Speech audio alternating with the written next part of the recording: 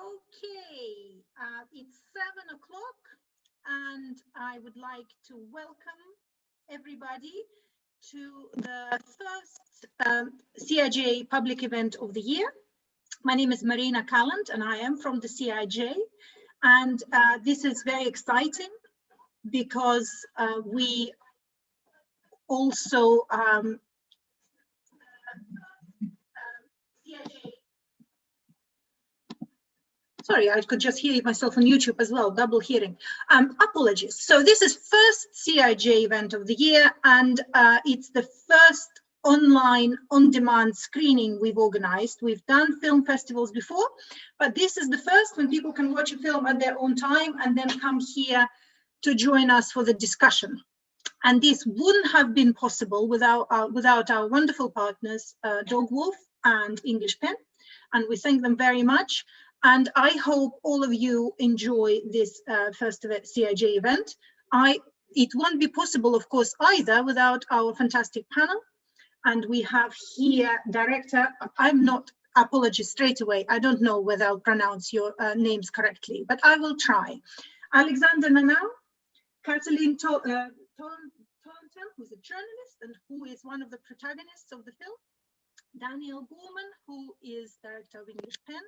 And our host, Crina Boros, who is an investigative journalist and CIJ trainer, and our very old friend. And just before we start, a little bit of housekeeping. So those of you who are watching on Zoom, can you please post your questions at any time through the Q&A function? So just put your cursor at the bottom and put them through Q&A, not through comments. But if you're watching on YouTube, please ask your questions through the comments. Please be nice to each other, no abuse. We will be monitoring it and those offenders will be removed. But I'm sure you're all nice people and it's not going to happen. So I'm going to leave you in with our panel.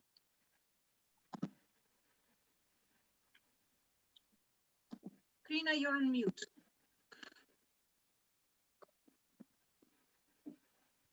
Is it good now? Good now? Yes, we can hear you. Hi. So greetings once more. Welcome to CIJ's first public event of 2021. I have the pleasure to chair the panel, a panel that's recognized for their stellar work that champions government transparency, whether a government wants it or not. I will skip the introductions, which were made already by Marina. But we operate under the presumption, and this is dangerous, of course, but we operate under the presumption that our attendees have seen COLECTIV, the film. And in case you haven't and you enjoy the conversation and you would like to see it afterwards, do head towards Dog Wolf, where you can find a link where you can see the film, or head towards COLECTIV's own website where you can find various ways of purchasing and seeing the film as well. So welcome to our guests. We're live on YouTube for the next hour. And we will invite everyone in the audience to send us your questions for our distinguished guests via the chat box. I'll be monitoring the Q&A box. This is where I would like you to post your questions. And the more the merrier. The speakers have said that they will be very keen on answering your questions, because otherwise we're all here journalists and researchers. We know how to ask each other questions. We've done that 100 times. So we're here for your questions mainly. Just to kick off, and before we start assaulting Cătălin and Alexander with thousands of questions, allow me to start with Daniel and asking him what brought about the English Pen's interest in a Romanian documentary. Thank you so much, Crina, and it's such an honor to be here working in partnership with CIJ and also with Dog Wolf. And I just want to express my deep thanks to Alexander and Cătălin for taking part in this panel. For those of you who haven't seen the film, I just want to echo Crina's notes. You really must. It's a truly remarkable piece of work. And I think it shows the need and the necessity for investigative journalism. And that's what I think, that's our interest and our entry point as English Pen. English Pen is an organization that works on freedom of expression, literature, and the intersection between freedom of expression and other human rights. And I think all of that in some ways is summarized within the work of this film. Also, the film itself as a piece of art and as a piece of filmmaking does such a remarkable job of telling that story. There's multiple years going on throughout the course of this film, and yet there's such a coherent narrative through. You really see the development of the story from this one moment, this one terrible moment of the fire in the Collective nightclub, and then the response of the journalist, the need, the real pressing need to expose the truth. And that as an ongoing process. This doesn't happen immediately, and that's the really key thing, I think, to note in thinking about investigative journalism. It's a long-term process, and I'm sure some of that process, and Cătălin can tell us more, some of that process is still ongoing and still has echoes and ramifications now. And clearly we are in a moment where that need to uncover the truth is really key and is really critical. And as PEN, we try and work to support those who do try and uncover the truth. If you're watching this live, I'm sure, like me, many others were watching the inauguration today, the Joe Biden inauguration, and where he said, we need to defend the truth and defeat the lies, which is a noble aim, and I think something that all of us in our various different ways of work are trying to do. And so I think it feels quite natural for English PEN to be working alongside CIJ, for example, and alongside the filmmakers and very much the journalists who are at the forefront of this struggle, to try and think collectively what we can do to support each other. It's wonderful. Thank you for that amazing start. I think the film resonates with, in my mind, with Spotlight and The Post, and it was dubbed by the Times as the best film about journalism since All President's Men. So we're very grateful to have here the journalist whose story was followed, Cătălin Tolontan, and Alexander Nanau, who's the director of the film. May I ask everyone in the panel, how do you and how does PEN perceive the evolution of the freedom of the press in Romania, but as well in the UK, over the past decade?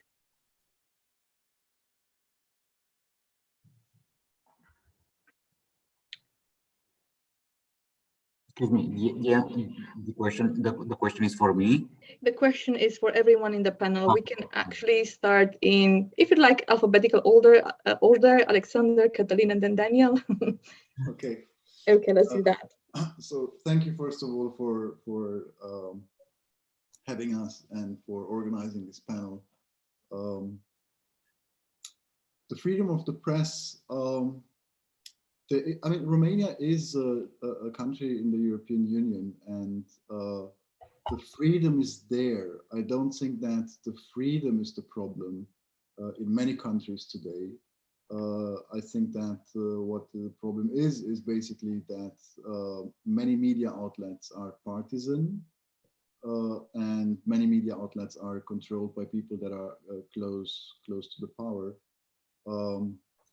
But you know, that goes down. I mean, that's, let's say, the big structure, but it goes down to the individual, I think, and that's also what was fascinating for me, shadowing the work of journalists, understanding what it means, what the burden and the pressure and the responsibility is on the shoulders of journalists to come out with a piece of information.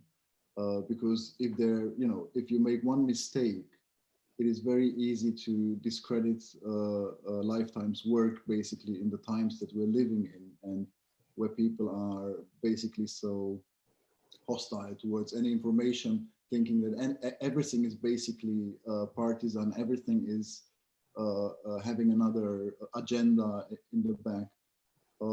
And so it's not so much about the freedom of press, it's more about the courage and the freedom of journalists to be independent. And this perception of partisanship, where do you think it's coming from, Alexander? I mean, every society has its own history with it, for sure, but you know, in countries like Romania, it comes from the fact that the big money that was invested in media, and the media outlets are owned by people that are close to the power and that are using the media to, you know, basically, as in Romania, with a history of populism and of politics that are based on populism, they are using the media to manipulate the people. And for sure, most of all, every 4 years before elections, the media is misused to either to not investigate the power or to propagate basically whatever the power that one supports puts out. And that's also what we see in the film, right? We see that after the collective fire, a big part of the press failed to ask the right questions and basically just propagated the manipulation of all state institutions that were lying that Romania is capable of treating these patients, were lying that there are no hospital infections in Romania. The patients have brought them from outside the hospitals, and were lying most of all that they don't need any international help and that the patients do not have to be flown out, which was lethal for most of them that died in the end. Let me take your points and take that to Cătălin. Cătălin, with the main questions in mind about the evolution of freedom of speech or progress or involution of the past decade in Romania, do you feel that mostly the press is stopping or is failing to ask increasingly more so the main questions, or do you think it's doing its job? Do you think it's being used, as Alexander put it, by populists? First, I have to say it's an honor to be here for me as a journalist. My English is rather rusty, but I will do my best. And the answer is, I think, for the answer, just as Daniel says earlier, just today we witnessed the first inaugural speech of a president of America interrupted to upload the word facts. It was the first interrupted when Joe Biden said the word facts, and everybody applauded. This shows how much we need non-partisan information. And we need to rely on news sources beyond our bubble, as President Biden said. And now comes the completely incongruous story of a sport newspaper in collective documentary. Because when you read a sport newspaper, you are less skeptical, and this is a huge advantage for us as a sport journalist. You don't have the feeling of a political partisan. And this is maybe the first explanation, because the question is very normal to questioning why a sport newspaper made some, I don't know, it's a big investigation. It's an investigation, like every investigation, yes? And this, I think, is the first explanation.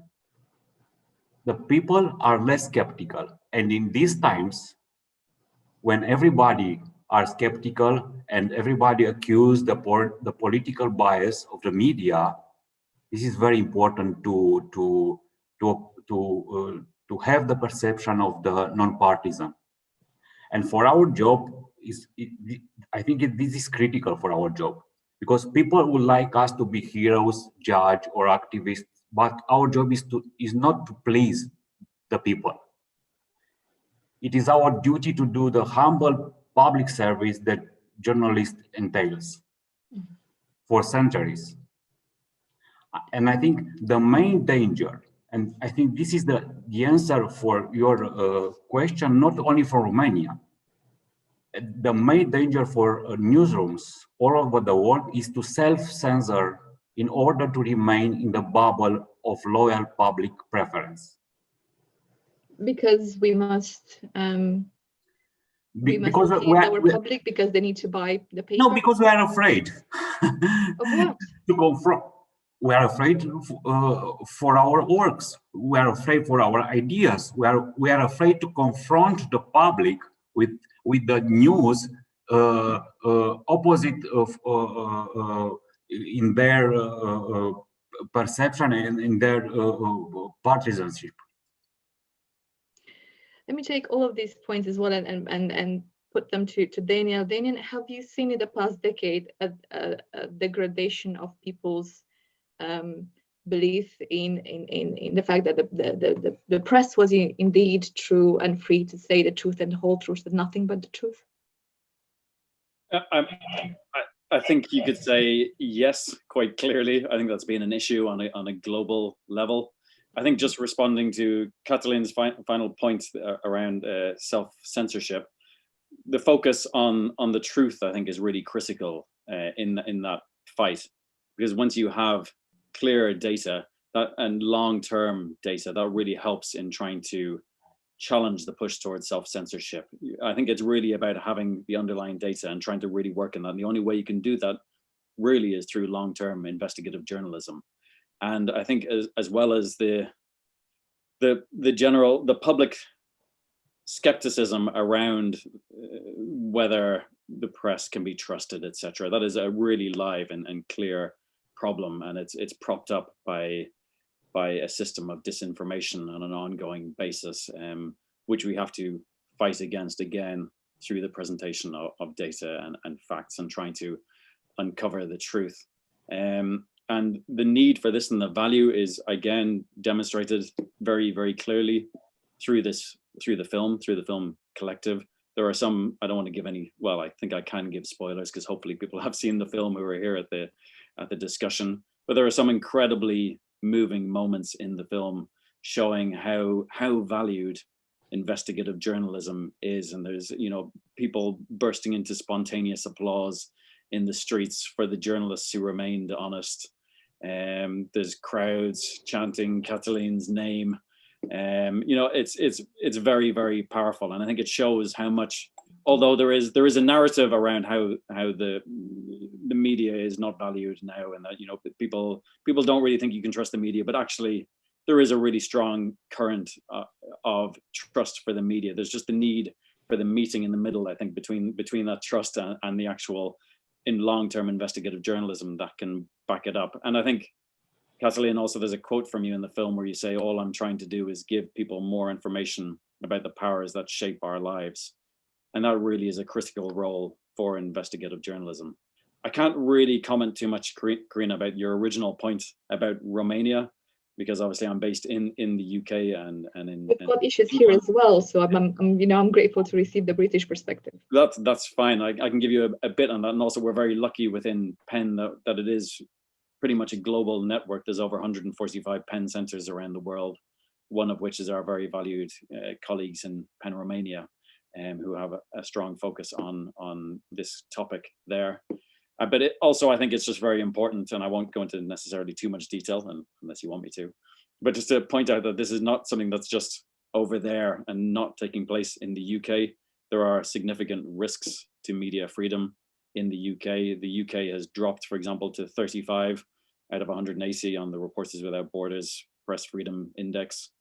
UK currently has 22 active media freedom alerts from the Council of Europe, 13 of which were raised in 2020, which is almost double the total of 2019. And then we have the more global challenges, for example, the role of increased social media in our lives and countering disinformation, as we mentioned, along with online harassment. And that also gets touched on, I think, within the film in terms of some of the journalists who are working on this case. But journalists very frequently are targeted for online harassment, and that particularly targets women, people who experience racism, LGBTQ plus individuals, and religious minorities. So we have to be very aware to these threats. And there have been, sadly, threats to journalists in the UK, some of whom have had to seek police protection as a result, directly stemming from their journalism. So it's very much not a question of things that are happening over there. This is a global issue that we need to work together on. And also the UK very much is not immune. It seems like there's an attack on journalism through all of the things that you've described, and maybe the first draft of history should not be now written by social media. It should still be with us. Let me turn for a moment to Alexander. Your film highlights, among others, the importance of investigative reporting in the context of a tragic incident, a fire at a club that proved tragic for many. And just like Britain, Romania is full of tragedies, many reported bravely. What made you choose this one? After the COLECTIV fire you know, as the film also says, the collective fire was really a national tragedy, and we had, for the first time since a very long time in Romania, mass demonstrations that organize themselves on social media instantly. That's where social media again works fine. And within one night, young people took the streets and really protested against the whole political class and accused the political class of the corruption, of the endemic corruption they brought to every level of society. And it was clear to me that it felt like a turning point. It felt that things are happening in Eastern Europe at the time. We had Hungary before demonstrating for the university that was closed. And it felt that it's really a turning point that might be what, you know, the small version of what we had in the Western world in '68, you know, where a young generation, most of all in Germany, I refer to Germany, wanted to get rid of the Nazis that was still in politics. They still had a prime minister that was Nazi. And in a way, I thought we have to tell a story about this. But what happened at the same time was this mass manipulation that the Romanian government did, the Romanian authorities together with the healthcare officials. And it was so clear that they are trying to do something, you know, totally wrong, because people started to die in hospitals and they stopped people being taken out of the country. And then we were looking for, you know, because I do observation documentaries, I always look towards how can I tell these stories through the eyes of protagonists, because I didn't want just to, you know, film demonstrations, have some talking heads saying clever things about what is going on. That's boring, basically. And I think that filmmaking should be, for me, first of all, a process of learning through the lives of others. And that's what I want to pass on to the viewer, this process I went through. And while we were looking for characters and talking to a lot of people, doing interviews with victims, parents, doctors, Cătălin, Mirela, and Răzvan came up with their investigations. And we became aware of the fact that they might now really start to investigate in the healthcare system, although, you know, they were known for investigating the sports world and the politics in the sports world. That's where, when the head of our development team, which we had our own development team, which was basically a research team, where we tried to map basically everything that was going on and where the story could be.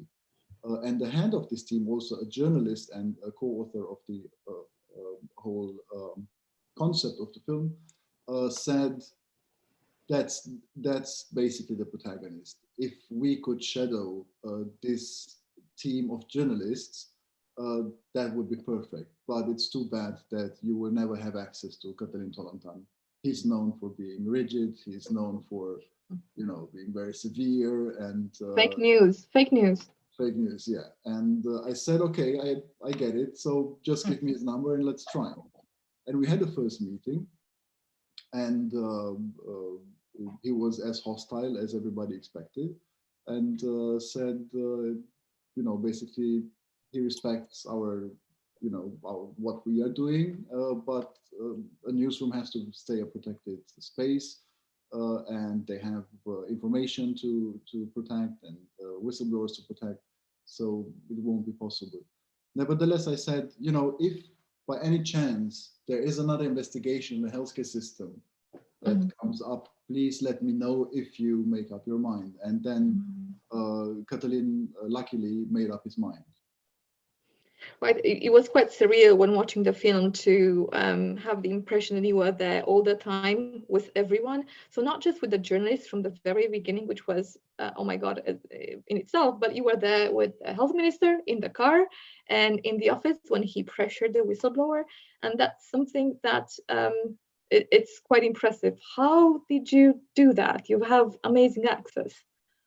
How did you convince everyone to give you that sort of access? Oh, basically, I think it's, in this case, there were more factors that contributed to that.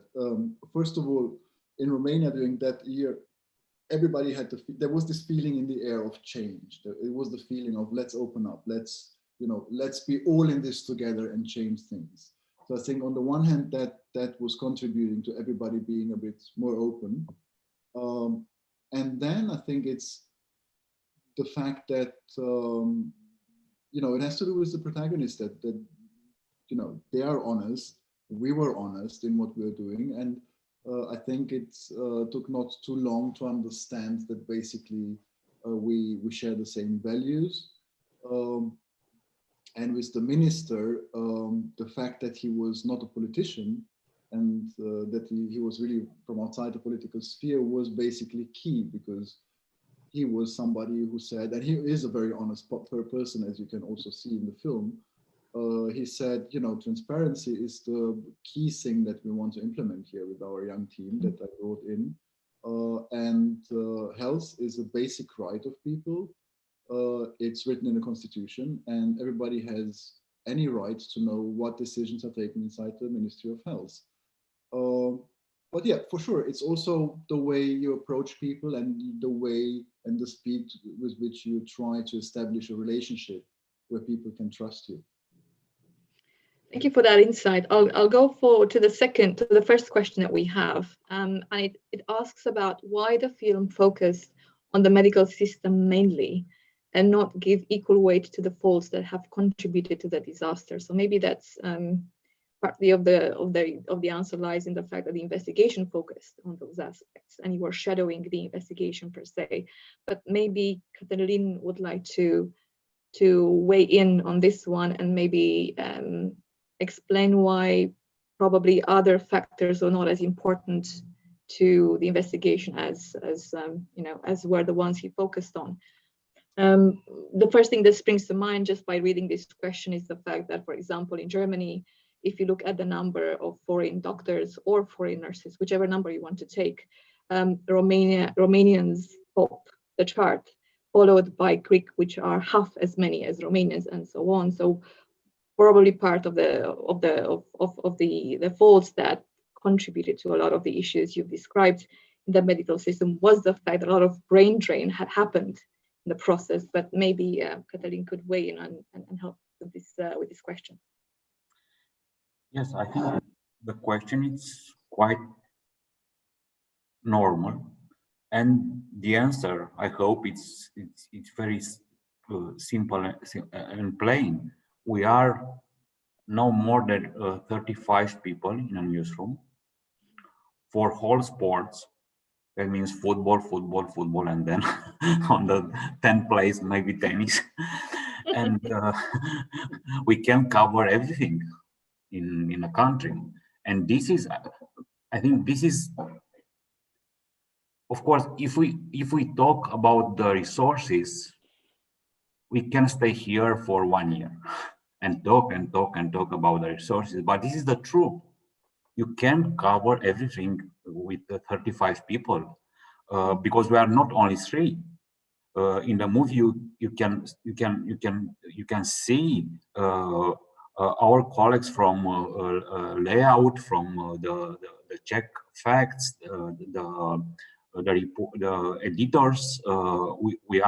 We work as a team, but as a small team. We are not hundreds of people in our newsroom. And of course, after that, a Swiss publishing house named Ringier bought Gazeta Sporturilor, and now we have 2 daily newspapers. One named Libertatea, it's a general newspaper, and also the Gazeta Sporturilor, and we doubled the staff, but double means 80 people in 2 daily newspapers. And of course, now we make some investigation in politics, in local administration, in justice fields. But I think the accurate and the honest answer is we have limited resources, and we keep our field in hospitals, because it was a critical time for Romania. And I think everybody can ask, after 5 years, it's something happening and something change in Romanian health system, and we have different answer. Mirela, which is like I quote from New York Times, no bullshit woman, says nothing change, almost nothing change.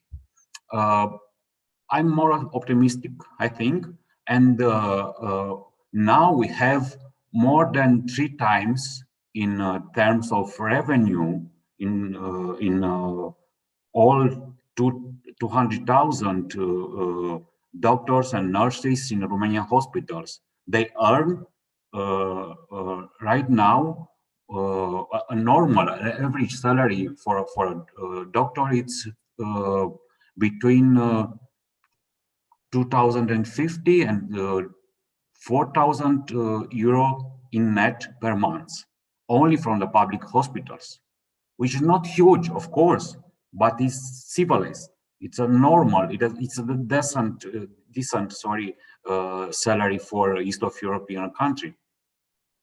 This is a huge change because we are not talking about 1,000 people. We are talking about more than 200,000 people. And in only 3 years, we changed this salary in Romania. Cătălin, you picked on the resources inside the newsrooms for conducting work, and one of the questions we have makes reference to that. It says this was a great investigation, must have taken a lot of resources, especially time. What is the funding like for your future work, and how is funding for public interest journalism in Romania generally? To be honest, for the past tense, if we are talking about the past tense, if we are talking about the investigation from the COLECTIV movie, we are talking about the football. The football public spend money to take the newspaper and found the investigation. Mm-hmm. Because nobody in the advertising market want to be near investigation. And I think this is related not also for Romania, not only for Romania, but I think it's the same thing in UK, in US, in Malaysia. I don't talk about Russia and China. Yes, even if we are talking about the real heroes, real journalist heroes, they are in China, they are in Myanmar, they are in Russia, not in Romania. But if we're talking about the present and the future, we are not in a newsroom to make money, but we can't do our job without making money.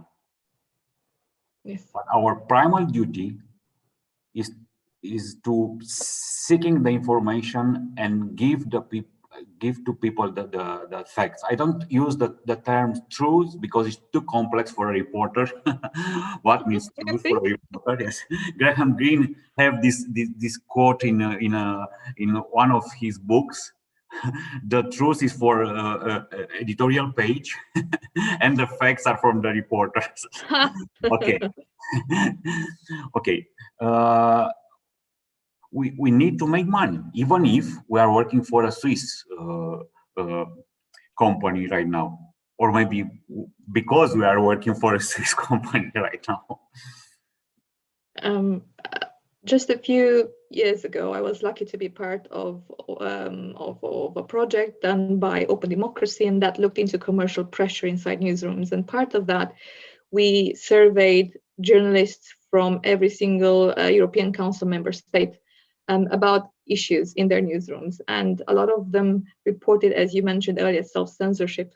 But there were clear cases of pressure not to report badly on somebody who pays a lot of money in advertisement, and not to make somebody look bad if they were a shareholder. And I was wondering whether you reporting at Gazeta Sporturilor or at Libertatea felt different to you under the former owner versus the current owner? No. I think you can take it's your right Nobody can take you if you want. If you want to give your essential right as a journalist to be free and to be accurate and to work hard. This is the main risk. And earlier Alexander says this. Our main risk is not to work against mob. No, our main risk is to make a mistake. Because if you make a mistake, that means a huge like a grief for you, and you almost can't go to the same level I think in months if you made a mistake. And right. Of course we made some mistakes in our career, and I think if we are talking about the pressure, the commercial pressure, or the government, the political pressure, or I come back to my obsession about the bound between journalists and the public. And I feel, I don't know if this is true for everybody, but for us, it's true. Our main pressure comes for the public. Right. Because if you are looking to the comments, to the hate speech on the comments, not only from the Facebook or from the Twitter, but from the comments under our articles. Story, yeah. Yes, and if you are read every day and you stay there with your ideas and with your hopes, you can't grow as a journalist. And our duty is not to please the public, but to inform the public. Yeah, we're not in this profession to be popular, are we? Yeah. We are not here to make our point. We are not here to be popular. Yes, you are right. We are not stars. We are just workers day after day in our newsroom to seeking the facts.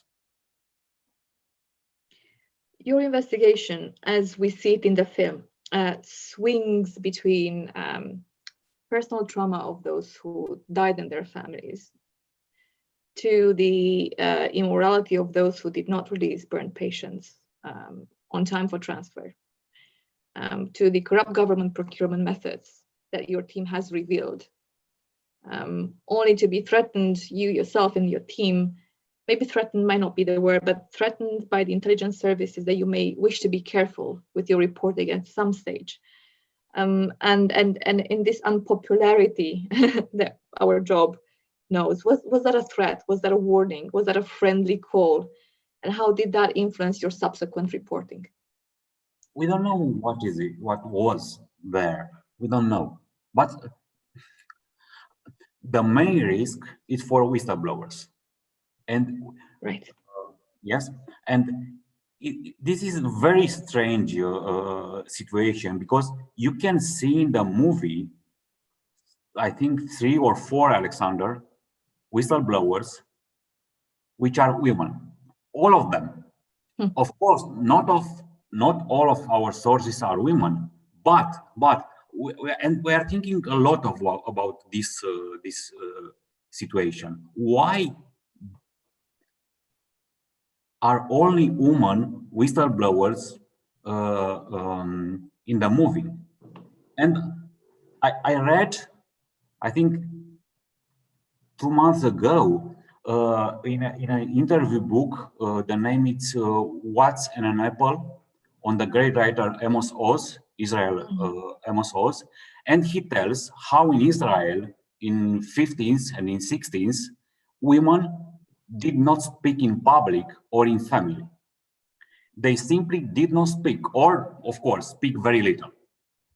With one exception, when it comes to disease.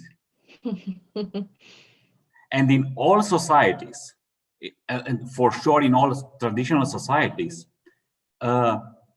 when it comes to disease, when it's come to talk to doctors and to go to the hospitals and take care of the children, this is a duty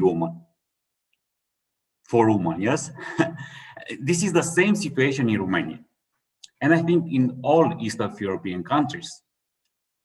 And that is why I believe that women are the first to be affected by abuse and corruption in hospitals, and have realized its magnitude and fight for their rights.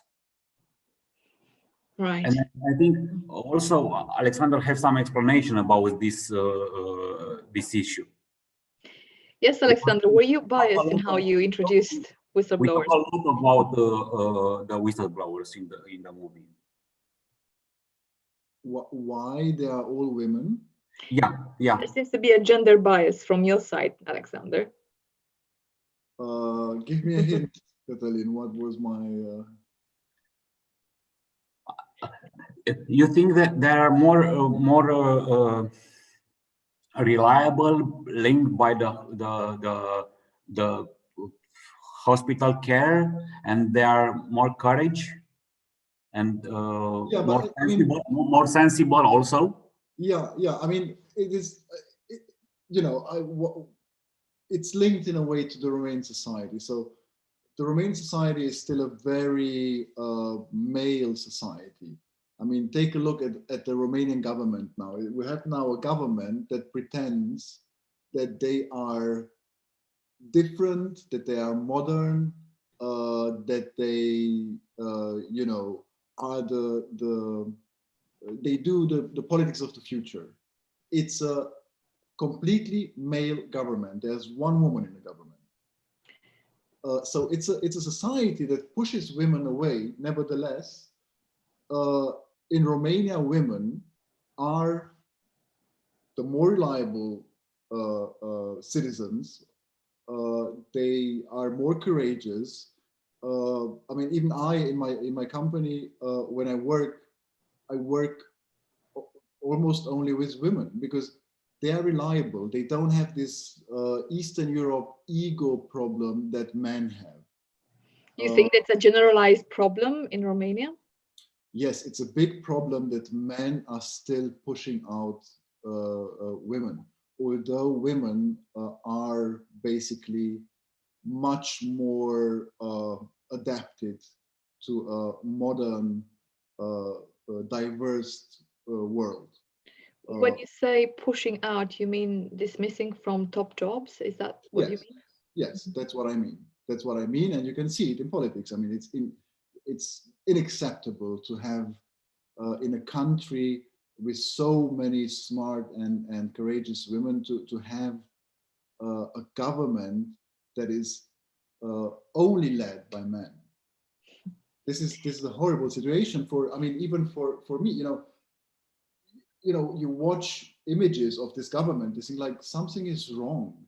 How can this man ever be balanced if you don't have women in between that can, balance in a way men and their egos? I don't trust such a government. Alexander, after such a populist statement, I feel I want to vote for you as a president. As a woman from Romania. No, this is a right-wing government. Okay, it's also Vlad Voiculescu is the health minister in this government. Yes.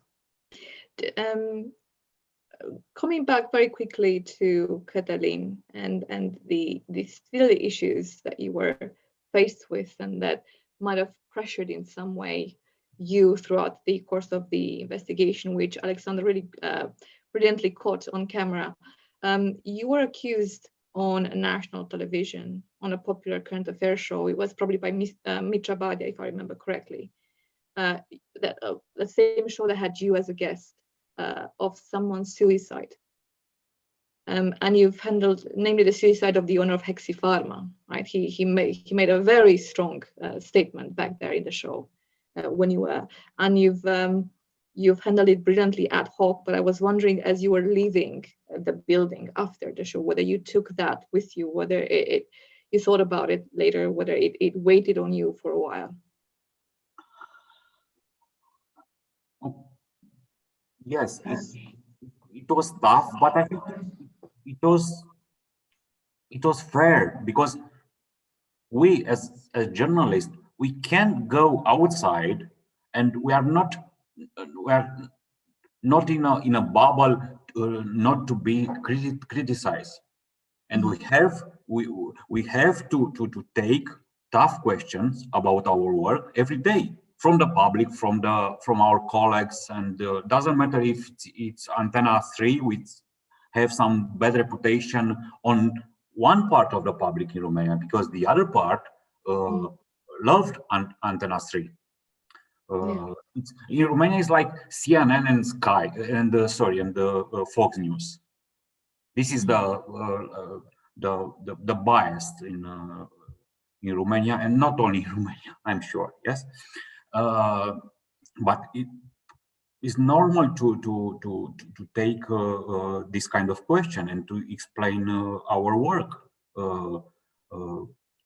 When Alexander came to us in the first day, I have a very narrow-minded, because I think about us as a castle. We have a newsroom, we have a castle, nobody can hear, we have secrets. Okay, this is true in one way, but in the other way, without this kind of movie, nobody understands what means to be a journalist. That means to be tired. That means to be, sometimes you failed. That means, but if you are in goodwill, maybe they understand how we working every day. And this is very important for society, I think. Thank you for that, Cătălin. One cannot help feeling that there is an unseen character that follows the reporters in the entire film. One is that is breathing down Cătălin's neck. And Alexander made such an amazing job of creating this invisible character. I don't know whether you've done it on purpose or not, but I felt like that invisible character was the system that sort of holds you back sometimes from actually releasing what you have. And it's almost like this system in which the reporters have to exist and to do their job, keeps the reporters in a state of check, never quite checkmate, almost like there maybe actually have a chance to say the whole truth and nothing but the truth. And as I was having these feelings watching your film, Alexander, I was wondering whether there were some revealing scenes or important scenes that it sort of pained you to leave out, but you had to leave out.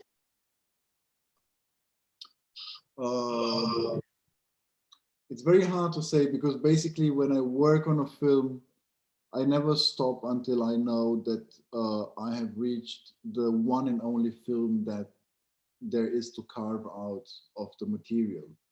So in a way, my brain is blacking out anything that is not in the film. I think it's not even existing. But I don't remember to have had problems like should we include another lead or another, I don't know, something that we recorded that might be revelatory about anything.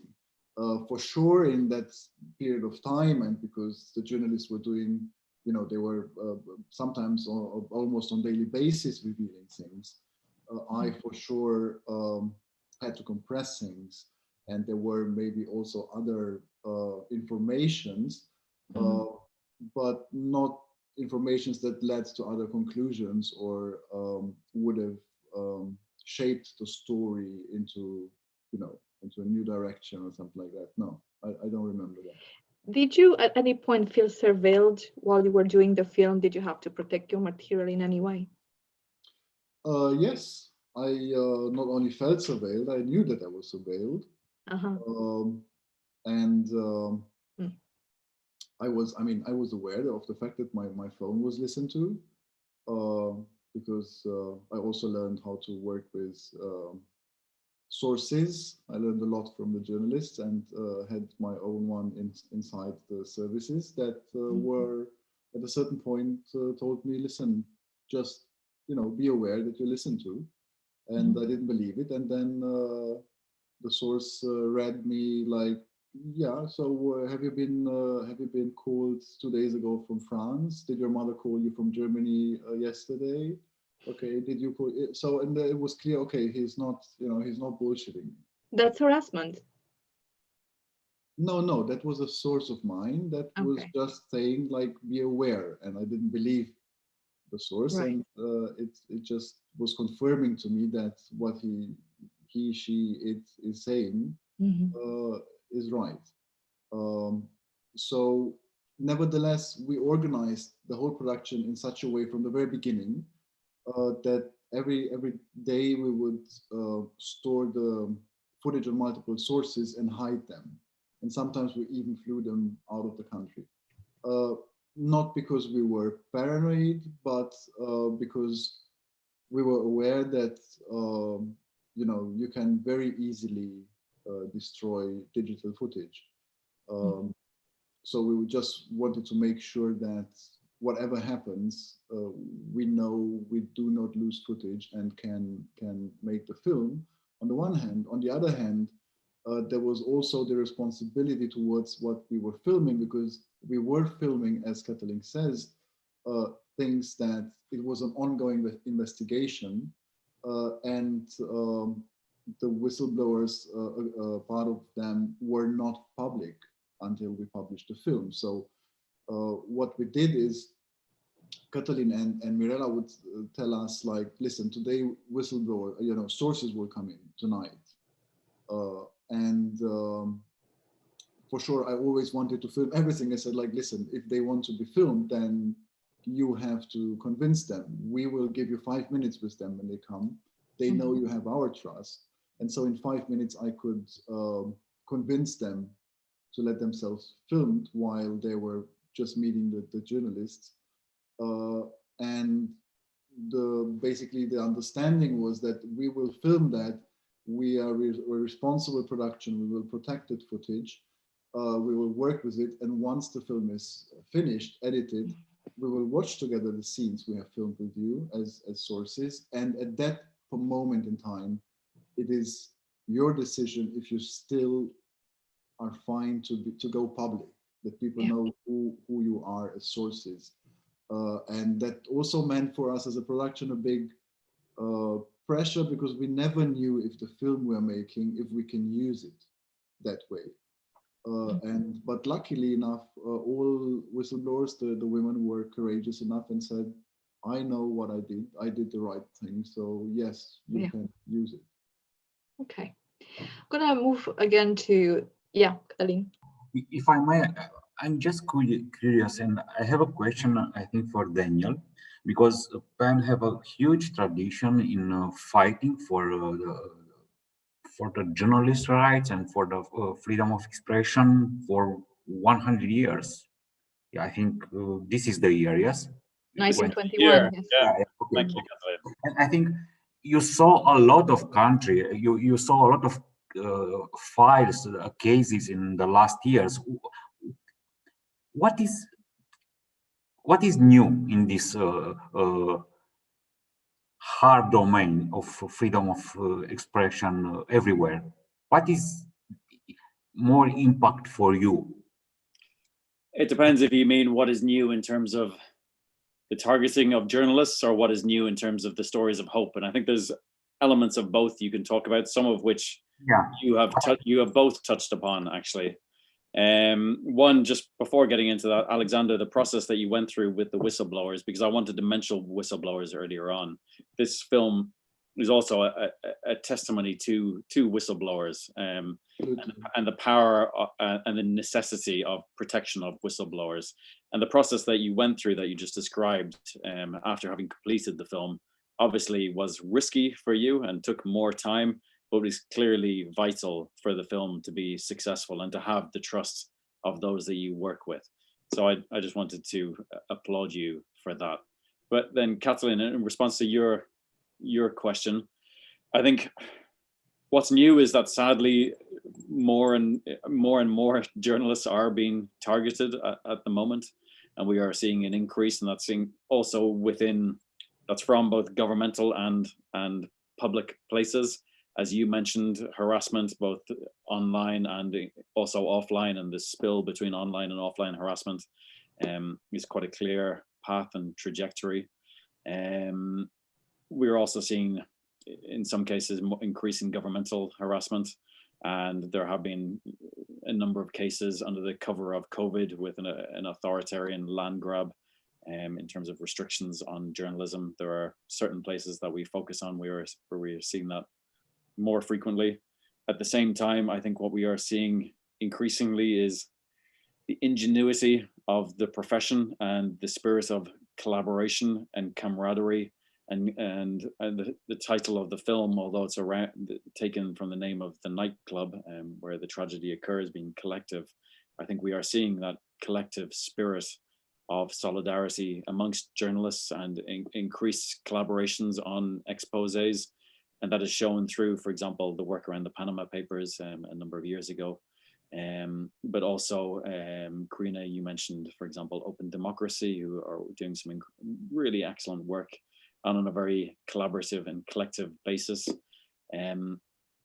Alexander, you mentioned the need for encryption and security of files, and that obviously is vital. There is continued push from governments to try and open back doors into encryption. I think that's something we need to resist to try and protect this exact form of journalism. Challenges, financial challenge, as you mentioned, Cătălin, exists, and that's a global issue that is very, very present in the UK. There are new legal threats coming up, and particularly around these strategic lawsuits against public participation that I think we need to be very aware of, and a lot of them are coming from the UK and on an international basis, so we need to be very aware of that too. But I think the new stories are in some ways a continuation of the old stories, that journalists are looking, as you said, to tell the facts and expose the facts, and there are some who do not welcome those facts being exposed. And there are new ways of telling those facts and working collectively together to tell those stories, and there are new ways of trying to stop those stories coming out. So I think what we need to do is also work together collaboratively, and that's why it's really wonderful that this event is in partnership with CIJ, because we also need organizationally to work together to try and think through how we can best protect and also encourage the next generation to take up this profession, because sometimes listening to these stories, it can seem like quite an unattractive profession to take up. But at the same time, it's so vital, and there is such a public need and demand for that. And that also, I think the film does a really great job of balancing both of those sides of the equation, both the challenges that are faced, but the real need and the public demand and the public appreciation for thorough, impartial journalism. I almost feel like on that note, we should conclude. However, I'm just going to pick on what Daniel has said and pin that on the last question that we can take. We've got a couple more minutes. It says, voter turnout amongst young people is so low. What can journalism play in making people want to be more involved in political life, from voting to questioning decisions making? If we can have a quick round through all our panelists and wrap up with a final quick answer to this question. I would like to start with that, because I'm not sure that it is, a society doesn't develop as fast as we might wish sometimes. We as individuals develop faster, understand faster. I don't think that, it is always possible to influence, let's say, elections. As we see in the film, propaganda of a certain party made it possible for people to either, not go voting or vote for somebody who's just promising and not doing anything, so populist. But the thing is in Romania that the year 2016, just as a fast wrap up, there was one whistleblower that had the courage, the woman. It starts revelations that lead to new revelations that eliminate a company from the market that is selling diluting disinfectants to all Romanian state hospitals. And that did something in Romania. In the year 2016, that did something. for the first time since then, and then after the elections, when people saw how bad it was the Social Democrats were kind of a Trump during the last 6 months, let's say. They really dismantled the state, started to dismantle the judicial system, and people understood, because by then the press was so much better than in the beginning after the collective fire. We have now basically a young generation of journalists that have their platforms, and they are strong, and they do great investigations. And that changed the civil society a lot, and people start now to vote differently. People start to go to vote. So it's, you know, sometimes it feels like, oh, we're going towards something bad, but I really believe that, you know, when I see that one person started so many revelations that led to saving so many lives, I'm sure that basically change is possible, and we can see it, even if it's in small steps. We can see in Romania the change. Cătălin, anything to add on that point? To be rude is not my duty to help the state or the society or the outcome of the election, but it is my duty to answer. I saw a question from some Meredith. I work as a journalist in London, and I wanted to ask Cătălin, what advice do you have for aspiring investigative reporters? I think the word is real flat if somebody asks from Romania, from UK, sorry, for advice came from Romania. Okay, so I think it's not every article is in its inception just a news, and you have to be curious, only to be curious, and then maybe then the news became an investigative piece of article.